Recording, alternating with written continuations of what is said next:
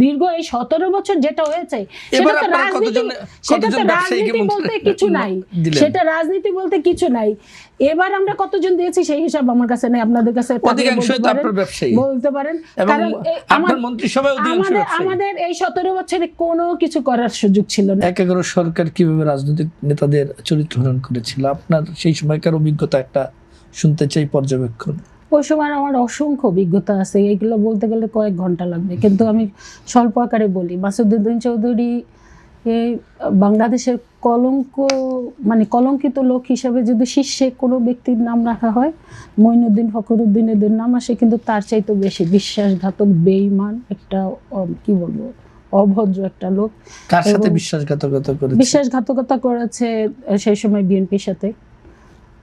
এবং আপনি জানেন যে এইগুলার বিস্তারিত বলতে চাই না, তবে তার সবচাইতে বড়ই যে এখানে ভালো করে বলেছেন কাউসার সাহেব, সেটা হলো যে সে আওয়ামী লীগের নমিনেশন চেয়েছিল এবং পরবর্তীতে তাকে জাতীয় পার্টিতে পাঠিয়ে দেওয়া হয়েছে এবং সেখান থেকে সে এমপি হয়েছে। এবং তারপরে মালয়েশিয়ার এই যে মানব পাচার, কিংবা মালয়েশিয়ার যে বাংলাদেশ থেকে যে শ্রমিক যেত, বাংলাদেশের নাগরিকরা যে মালয়েশিয়ায় ভিসার মাধ্যমে যেত, সেইটা নিয়ে যে মানে ম্যানিপুলেট করেছে। এবং সেখানে সে আমার মনে হাজার হাজার কোটি টাকা, সে শুধু একা না, ওই ফেনীর আর একজন এমপিও ছিল তার সাথে, এই দুইজন মিলে মানে সেই সময় একদম পুরা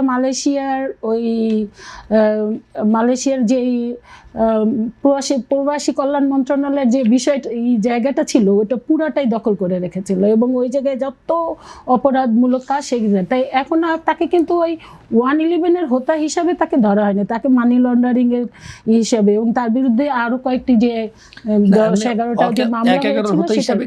এবং 1-11-তে আপনি জানেন, যেটা আপনি 1-11 নিয়ে কেন একটি 1-11 যেটা বলতে চাই, 1-11-এর আগে তদন্ত হতে পারে না।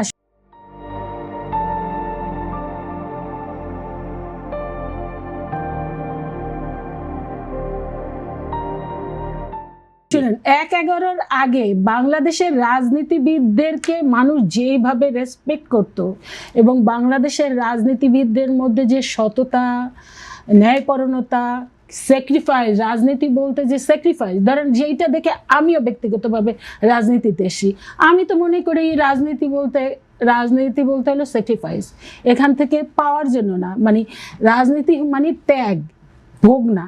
কিন্তু 111-ই মানে জাতিকে কিংবা বাংলাদেশকে ইন্ট্রোডিউস করে দিয়েছে রাজনীতি মানে ত্যাগ না ভোগ। এবং এরপরই দেখলাম যে রাজনীতি নামধারী এই ব্যবসায়ীরা পুরা পার্লামেন্ট দখল করেছে এবং নির্বাচন নামে তামাশা করেছে। এবং সেখানে দেখা গিয়েছে যে এই ক্ষেত্রে তো বিএনপি এগিয়ে সব সময়, কারণ ব্যবসায়ীদের মনোনয়ন দেওয়ার ক্ষেত্রে সবার এগিয়ে চালু করেছে। 17 বছর এটা বলতে পারেন 91 থেকে 96 কিংবা 2000 জন্মের পর থেকে ব্যবসায়ীদেরকে এমপি বানানোতে তো বিএনপি শুরু করেছে। না, 2001-এ এটা বলতে পারেন যে বিএনপি বেশ কিছু রাজনৈতিক ব্যবসায়ীদের নমিনেশন দিয়েছে, কিন্তু আপনার এই যে দীর্ঘ এই 17 বছর যেটা হয়েছে সেটা তো রাজনীতি বলতে কিছু নাই, সেটা রাজনীতি বলতে কিছু নাই। এবার আমরা কতজন দিয়েছি সেই হিসাব আমার কাছে নেই, আপনাদের কাছে বলতে পারেন। কারণ আমাদের এই 17 বছরে কোনো কিছু করার সুযোগ ছিল না, আপনি জানেন।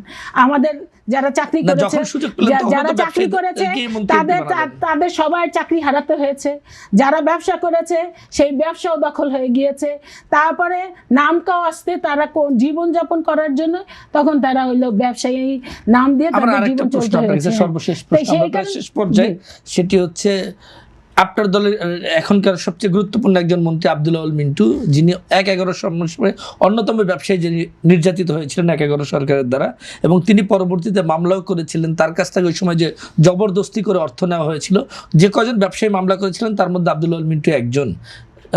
যে তাদের কাছ থেকে যে জোর করে যে টাকা নেওয়া হয়েছে সেই টাকা ফেরত চেয়ে এবং মহামান্য সুপ্রিম কোর্টও এই টাকা ফেরতের রায় দিয়েছে। কিন্তু বিগত সরকারগুলো, শেখ হাসিনা সরকারও দেয়নি, ইউনূস সরকারও দিল না। আপনাদের সরকার কি সেই ব্যবসায়ীদের সেই টাকা ফেরত দিবে?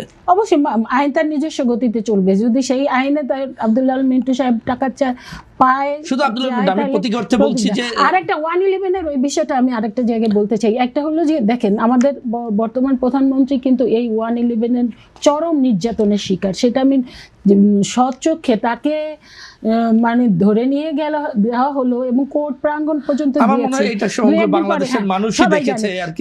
এইটা তো জানেন। এবং আমাদের প্রত্যেকটা নেতাকে কাউকে হয়তো গ্রেপ্তার করা হয়েছে অথবা কাউকে গ্রেপ্তার করার পরও নির্যাতন করা হয়েছে। সেই জায়গায় কিন্তু আমাদের দল থেকে আগেই বলা হয়েছে যে আমরা প্রতিশোধমূলক রাজনীতি আমরা করতে চাই না, কিন্তু যারা অপরাধী তাদের তো শাস্তি হতেই হবে, সেটা 10 বছর পরে হোক আর 20 বছর পরে হোক। কারণ এই জাতিকে আপনার সঠিক জায়গায় নিয়ে আসতে হবে। এই দুর্বৃত্তায়ন অপরাধ এই জায়গা থেকে, এই কলঙ্ক জায়গা থেকে, কালিমা মুক্ত জায়গা থেকে বাংলাদেশকে একটা সঠিক জায়গায় এনে শান্তির বাংলাদেশ, মানে সমৃদ্ধির বাংলাদেশ এবং এখানে ন্যায়পরায়ণতার বাংলাদেশ, সেই জায়গায় আমাদের নিয়ে আসতে হবে। সেই জায়গায় নিয়ে আসার জন্য যা যা করণীয় আপনারা 17 বছর আগে বলেন আর 17 বছর পরে বলেন, এই জায়গায় মানে ভালোর জন্য বাংলাদেশ একটা সঠিক পথে চলুক, সেই জন্য যা করণীয় সেই কাজগুলো এই বর্তমান সরকারকে করতে হবে।